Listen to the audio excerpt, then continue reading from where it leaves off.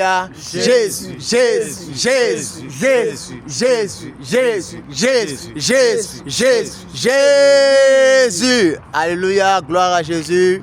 Nous bénissons le Seigneur Jésus-Christ qui nous a donné la grâce ce matin d'aller annoncer son évangile. Et il y avait beaucoup d'âmes qui étaient touchées par la grâce de Dieu. Alléluia. Et je vous dis en vérité, c'est une grande joie, c'est une grande faveur, c'est un grand privilège d'annoncer Christ, de rendre témoignage. Je vous dis la vérité.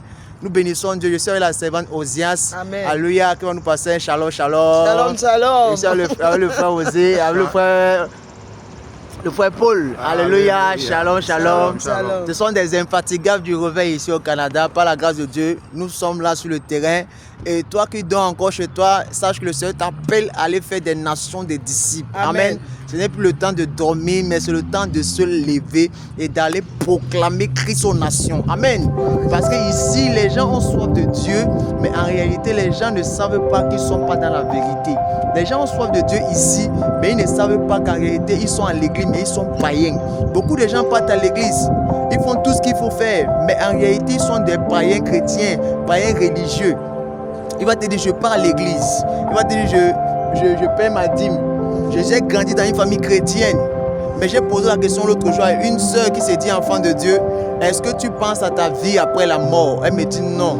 Elle ne pense pas à la vie après la mort. Mais si tu es enfant de Dieu et tu ne penses pas à la vie après la mort, à quoi tu t'attends? Pose-toi la question. Donc toi, enfant de Dieu qui dort encore, qui pense que c'est le fait d'aller à l'église qui va te sauver, c'est le mensonge du diable. Le fait de dire que tu paies ta dîme, tu paies tes offrandes, tu participes aux activités, tu pries, tu jeûnes, tu médites, c'est pas ça qui fait de toi un enfant de Dieu. Ce qui fera de toi un enfant de Dieu, c'est la mise en pratique de la parole de Dieu. Amen.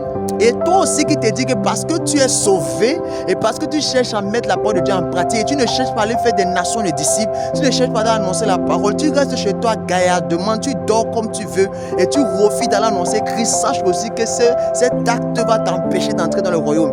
Parce que c'est comme l'égoïste que tu es en train de faire. Tu refuses d'aller sauver les autres comme Christ t'a sauvé.